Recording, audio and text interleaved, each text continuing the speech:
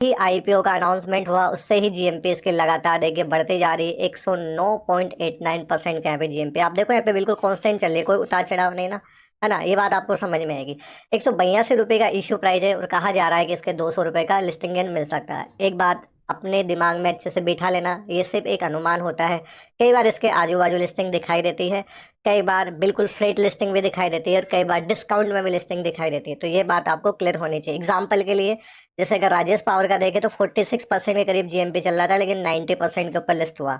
यहाँ पे flat listing, लेकिन देखिए -18% पे लिस्ट हुआ, है ना। यहाँ पे 106%, चूंकि 90% का तो केप ही होता है, इससे ज्यादा लिस्टिंग यहाँ पे नहीं हो सकती एसएमई आईपीओ में।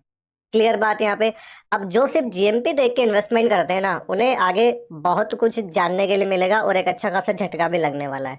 चलिए दोस्तों, सबसे पहले अगर टॉस द कॉइन कंपनी की अगर हम बात करें तो ये मार्केटिंग कंसल्टिंग कंपनी है। जनरली आपने देखा होगा, कोई भी ब्रांड प्रमोशन करने से ही हम लोगों तक पहुंचती है ना, मार्केटिंग करने से ही हम लोगों तक पहुंचती है। आपने ऐसे दो उंगली उठाए हुए शाहरुख खान को अक्सर देखा होगा, नाम में लेना नहीं चाहता, ठीक है, जिस कंपनी को ये लोग प्रमोट करते हैं। लेकिन वो कंपनी हम और आप लोगों तक कैसे पहुंची?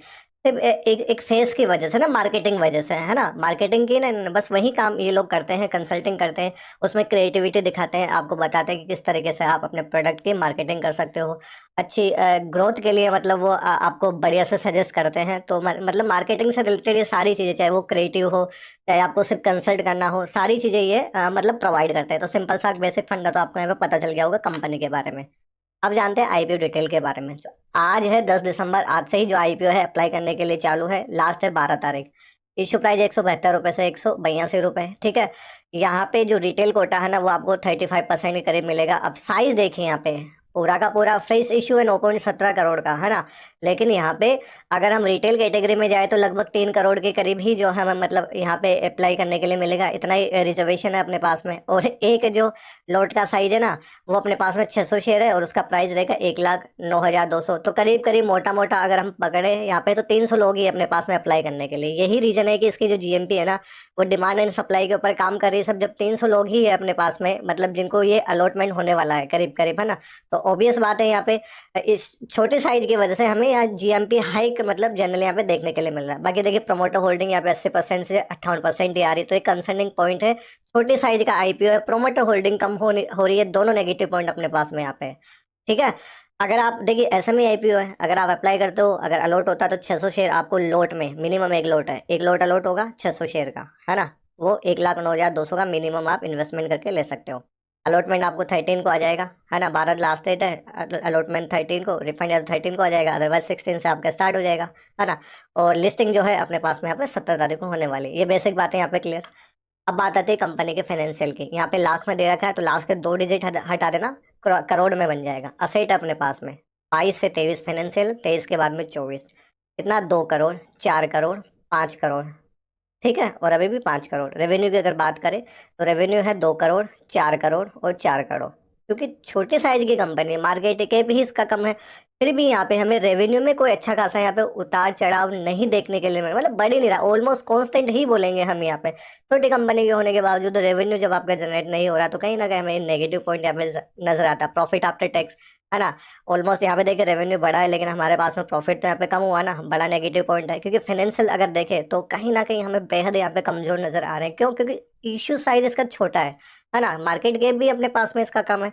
वहीं अगर इसका ये नेटवर्थ अगर कंपनी की देखे तो ठीक है, बढ़ रही है, ये अच्छी बात है। रिजर्व एंड सरप्लस कंपनी के पास देखे तो एज ऑन डेट 3 करोड़ के हैं, बोरोइंग अपने पास में ज्यादा यहाँ पे है नहीं, तो ऑलमोस्ट डेट फ्री कंपनी को मान सकते हैं। कंपनी को पे डेट भी नहीं है, फिर भी फाइनेंशियल इतने अच्छे नहीं है, तो फाइनेंशियल के हिसाब से कंपनी में बहुत वीक यहाँ पे नजर आ रही है। नेक्स्ट अगर केस फ्लो ऑपरेटिंग एक्टिविटीज है तो वो अपने पास में पॉजिटिव है, ये मतलब अच्छी बात है। नेक्स्ट पीयर कंपैरिजन, है ना। देखिए पीयर कंपैरिजन की अगर बात करें तो इस बिजनेस में इस के आसपास के साइज का कोई भी कंपनी लिस्टेड नहीं है, तो यहाँ पे कंपैरिजन तो बनता ही नहीं है। ओके, अब मेन बात आती है कि इस आईपीओ के लिए अप्लाई करे कि नहीं करे। अब आप ये मत बोलना कि वीडियो बहुत जल्दी में खत्म कर दे, क्योंकि यहाँ पे कुछ खास ऐसा कुछ लगा नहीं जिसमें हमें टाइम वेस्ट करना पड़े या इन्वेस्ट करना पड़े, ठीक है। तो देखिए यहाँ पे कुछ मुझे अच्छा लग नहीं रहा है यहाँ पे, है ना। छोटी कंपनी है, छोटे साइज का आईपीओ लेके आ गए मार्केट में। तो मैं अगर पर्सनली अगर मैं बताऊं यहाँ पे मैं ना तो यहाँ पे इसको लिस्टिंग गेन के लिए अप्लाई करने वाला हूँ, ना ही लॉन्ग टर्म के लिए अप्लाई करने वाला। मुझे पर्सनली तो ये मतलब मुझे यहाँ पे पैसा फंसाना रिस्क ही लग रहा है। बाकी मेरे डिसीजन के बेसिस के ऊपर आपको अपना कोई डिसीजन नहीं बनाना है। मेरी ओर से कोई रिकमेंडेशन भी आपको नहीं है कि आपको इस आईपीओ के लिए अप्लाई करना है या नहीं करना है। आप अपने फाइनेंशियल एडवाइजर से एडवाइस ले या फिर खुद से आप एनालिसिस करें कि आपको इस आईपीओ के लिए अप्लाई करना है या फिर नहीं करना है। सिंपल बात। ठीक है। अब बात आती है एसएमई आईपीओ के रिस्क के बारे में, जो मैं अक्सर अपने वीडियो में बताता हूँ, क्योंकि बहुत से देखिए जो हमसे रेगुलर जुड़े हैं वो तो ये बातों को जानते हैं, जो नए जुड़े हैं उनको ये बातें सीखना बेहद ज़्यादा जरूरी है। क्या होता है एसएमई आईपीओ में रिस्क? एसएमई आईपीओ में रिस्क सिंपल ये होता है कि देखो, इश्यू प्राइस कितना था, कोई भी अपने पास में आभा पावर एंड स्टील का अभी भी आईपीओ आता है जिसकी लिस्टिंग हुई थी, 75 रुपए का इश्यू प्राइस था। जीएमपी चल रही थी लगभग 20% की, कि 15 रुपए यहाँ पे प्रॉफिट मिल जाएगा, है ना, ये एक अनुमान ही होता है।